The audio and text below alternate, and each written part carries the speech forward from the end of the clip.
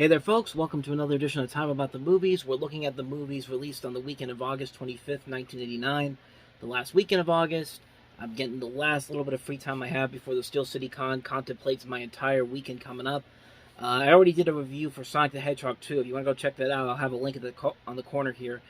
But you don't want to hear about that. You want to hear me talk about the movies of 1989. So let's take a look at the list here. And there's 8 movies here that we're looking at today. I think this is probably the biggest one I've done since the very first episode I did back on January 13th, 1989, of the movies that came out that weekend.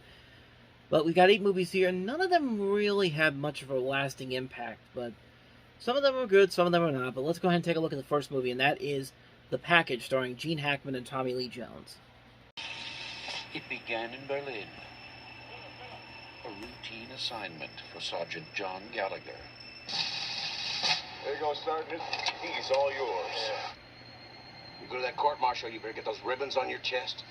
Be all you can be. I think you're going to prison, Walter. You don't know where I'm going. But something went wrong. I need your help, Eileen. I know, they caught you climbing out the window of some lady's boudoir. No, I lost my package. A prisoner I was bringing back from Germany. Dead wrong. Something weird has come up on this guy. Why would someone want to take the place of a guy going to prison? Gets into the country without a passport. Now he's in over his head. From all indications, we have an agreement. Damn it, Bob. We've exhausted the option. This is insane. Gallagher knows too much already. He has to be eliminated. Well, Burns, Arlington Police. Somebody wants you real bad, Johnny. What, are you working for the Russians? If he doesn't get some answers, We've been set up. Let's get out of here. These people can be anybody they want to be.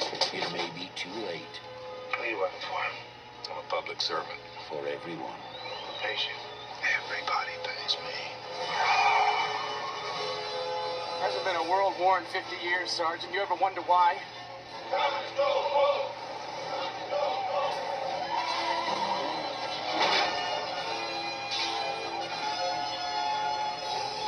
You're making a big mistake. Get it?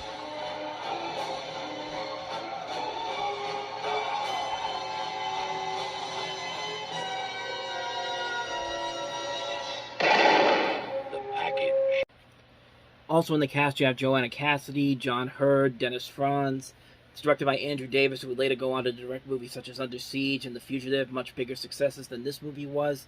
This movie did not do very well. It was the highest grossing of all the movies released that weekend, but it just did not do well. I think it only made like less than $2 million at the box office. But as far as the movie itself goes, it's pretty good. It's smarter than most political thrillers of this type are. And I think it's boasted by the fact that you have this great cast involved: Gene Hackman, Tommy Lee Jones, Joanna Cassidy, and all the John Hurd, Dennis Franz, all these people here. It's a good movie. Not a great movie. It's not one that I would say is instantly memorable, but I'm glad I saw it when I did. So yeah, like I said, not really got a whole lot to say on that one, or most of these movies anyway. But yeah, that's all I have to say about The Package. Now let's move on to the next movie, and that is Millennium. DU-835 Heavy, could you give me your location? Minneapolis, we are currently heading 0. DU-835, turn to heading. My God. Jesus, down. Go down. For Flight 35, We are going down. it was the end. Do not be afraid. Or was it? Walk towards the light. What unusual facts have you developed in your investigation? This crash has been crazy from the start. Is there anything odd? It's going backwards. I'm afraid I still don't know what you're driving at. I'm simply looking for the inexplicable. I usually find it. You're endangering a project that's bigger than you can imagine. I know damn well we can't change the past. Time travels. You don't want to be found. Then you are from the future. About 1,000 years. Sherman, send the gate. Once in 1,000 years comes an adventure like this.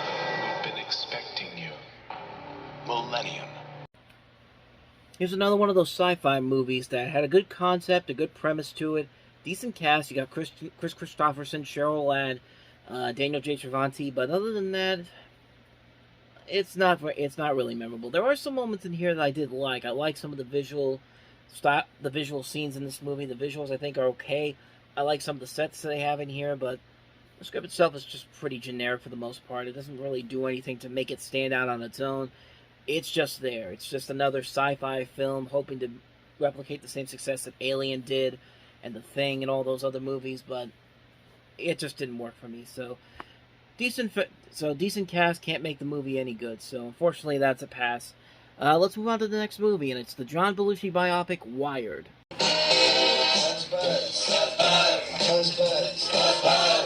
1982. John Belushi, the fabulous comedy star of TV's Saturday Night Live, Animal House, and The Blues Brothers, is dead at the age of 33. 1984. His story becomes a book by Bob Woodward, the prize-winning author of All the President's Men. You know, this could be one of those stories we've always talked about, that whole Hollywood drug scene out there. 1989. The Man and the Book become the motion picture that Hollywood never wanted to be made. The Life. Cut the demons loose, John. Let them loose. My God, I just punched the star of my movie. The Laughter. You scratch my hiney, I'll scratch your hiney. The Loves. Please kiss me. Please, I'll even marry you. The Incredible Times. I use drugs to keep myself alert to the comic possibilities and everything around me. The Truth. Belushi told people that drugs were built into his contract. Accidental. What is this, a Saturday Night Live routine?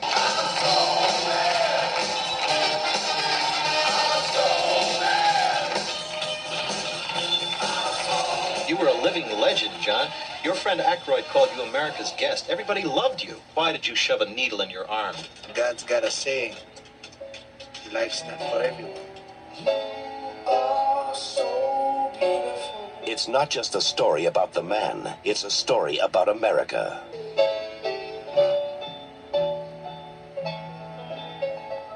Wired, the laughs and times of John Belushi.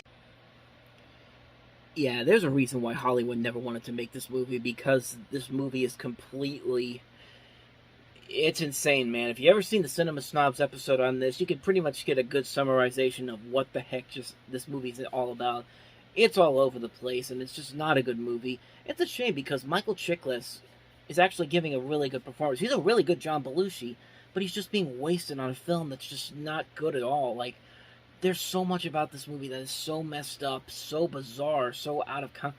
And the fact that I have to keep telling people, Saturday Night Live is involved in this. Saturday Night Live is involved in this. Even though we can't show any of the clips from Saturday Night Live, we could reenact our own scenes from Saturday Night Live. We can reenact some stuff that didn't even happen in the actual TV show. They do that in this show. In this movie. I'm getting so flustered here. But yeah, it's like, what were they thinking with this movie? And I'm looking on here, and everybody who knew John Belushi hated this movie. John Landis refused to have his name involved in this, and he's in the film. And he refused to say this because he just came, and they just changed his name to a generic director who looks exactly like Landis. Dan Aykroyd in particular was really upset about this movie. In fact, when Ray Sharkey... Was it Ray Sharkey? Let me see here. Yeah, it's Ray Sharkey. Yeah, when Ray Sharkey did Loose Cannons, Dan Aykroyd actually told him to got him fired because of because of his involvement in this movie. And it just really goes to show you how much a lot of these people, even his wife, Judith Belushi, hated this movie, and even Bob Woodward himself I think, didn't like this movie. It's just like, what are you even doing? It's like, why would you even think that this was a good idea at all?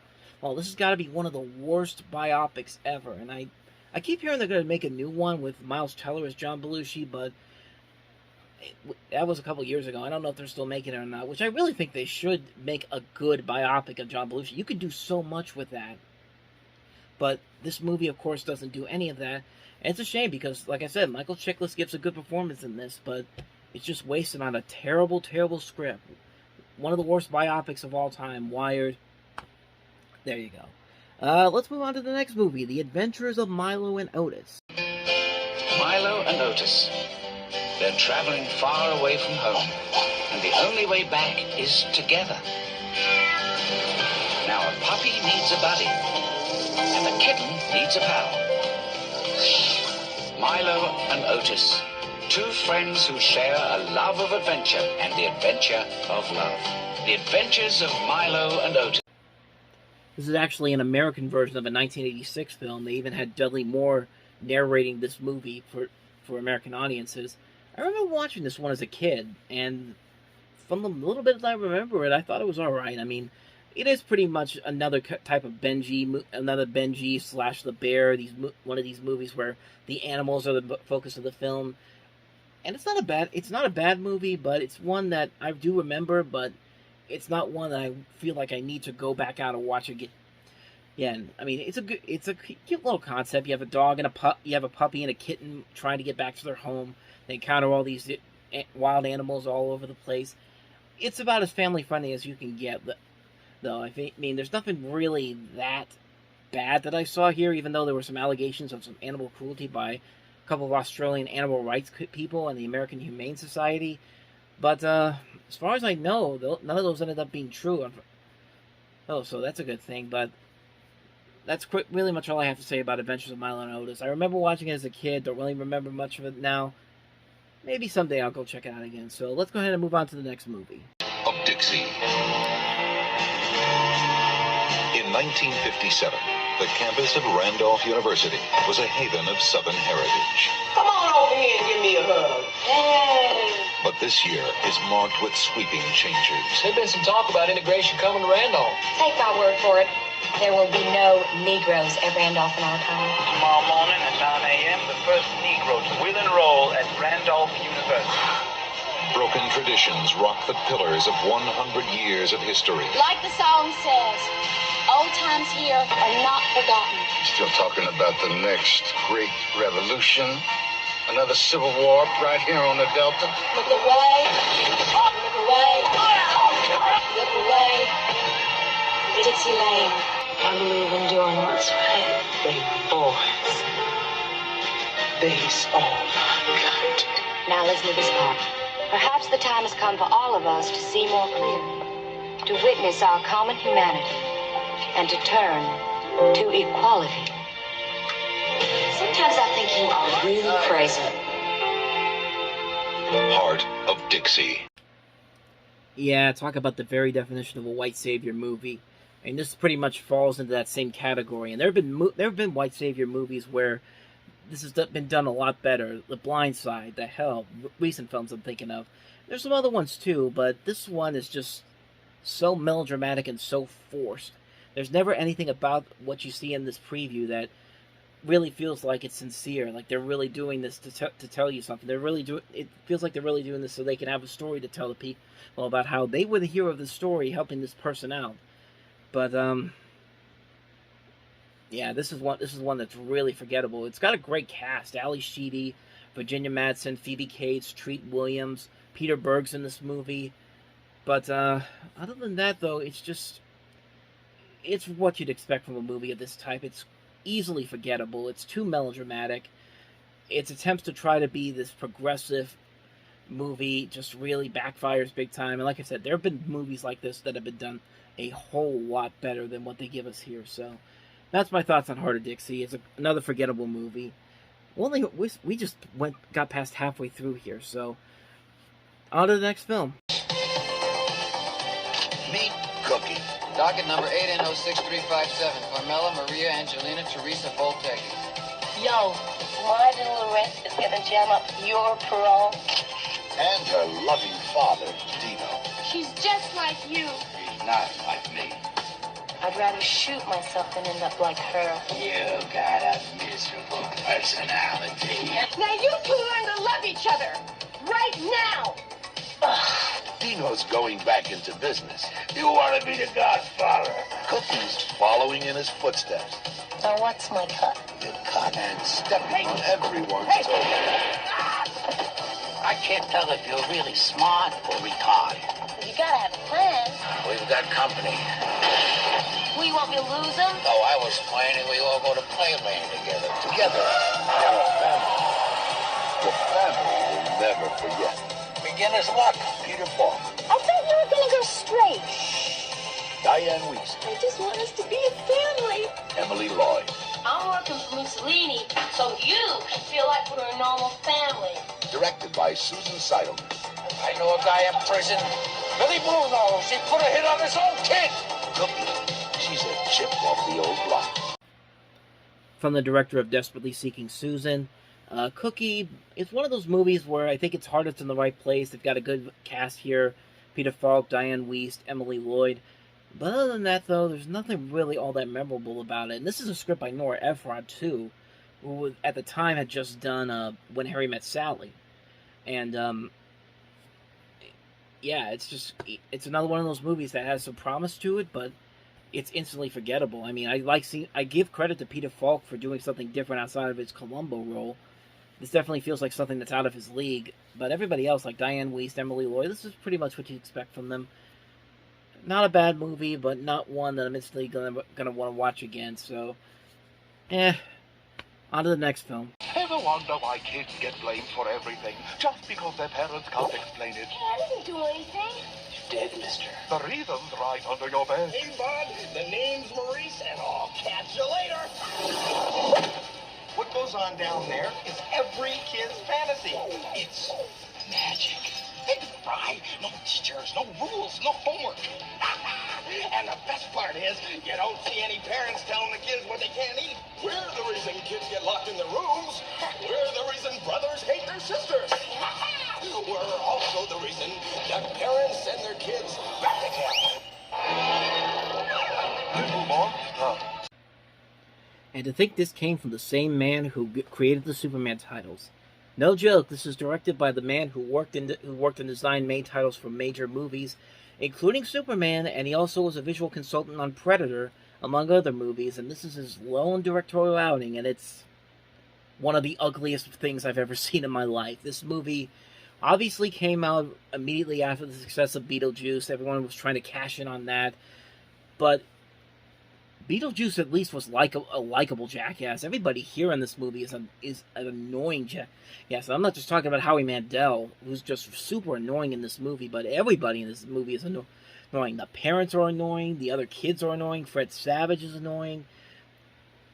It's just not a good movie at all. And this was written by Ted Elliott and Terry Rossio, who've worked on a number of movies in the past, including Gladden, Shrek, Pirates of the Caribbean. Actually, those came after this.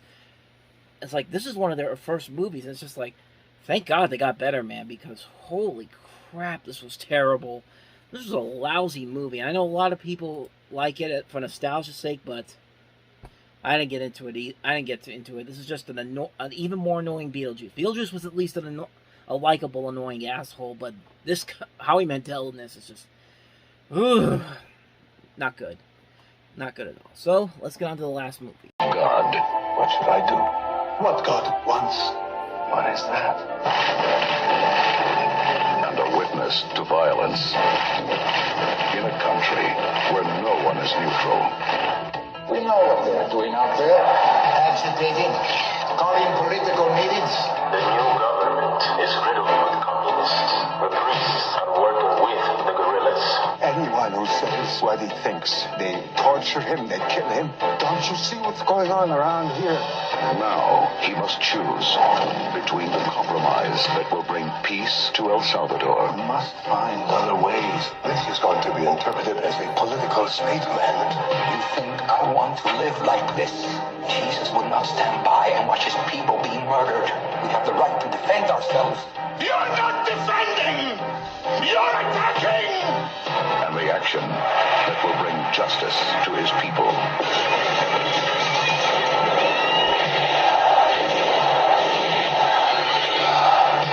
Raul Julia. In the name of our people, I beg you, I order you, stop the repression! Romero. Starring Raul Julia as Oscar Romero. The writer of this actually was the creator of China Beach, which was a big hit on ABC at the time. This movie's kind of underrated. I liked it. I mean, I think Julia in particular gives a great performance here. I like some of the tension and drama that's written here. The script writing is pretty good. The direction's pretty good as well. It's a movie that a lot of people don't really get to talk about all that much, but I feel like it's a very underrated movie. I feel like there is a lot here to take from this movie. It is a little predictable. It doesn't have quite the same pack the same punch as other biopics would do, but it is a good movie. It's a very well-made film with well-intentions to it. Do I think it's one of the best biopics of all time? Not really, but it's a good film. I say definitely check it out if you want to get a chance to see it. I should mention that some notable things about this movie. Alfonso Cuarón, who would really go on to direct films such as Children of Men and Babel. Well, no, he didn't do Babel. That was another actor. Children of Men he did. And then Harry Potter and The Prisoner of Azkaban. He worked on an assistant director on this movie. So that's a little something, a little history for you if you want to be interested in that. But, yeah, Romero. I kind of like it. And with that said, that's going to wrap up another edition of Time About the Movies. Next time around, when I get back from the Comic-Con, we'll jump into September. There's a couple movies here that I've seen, but they're not highlighted. I'm looking on Box Office Mojo's page here. As you can see, the movies there aren't highlighted, but I can tell which movies I haven't looked at yet. I haven't looked at Relentless.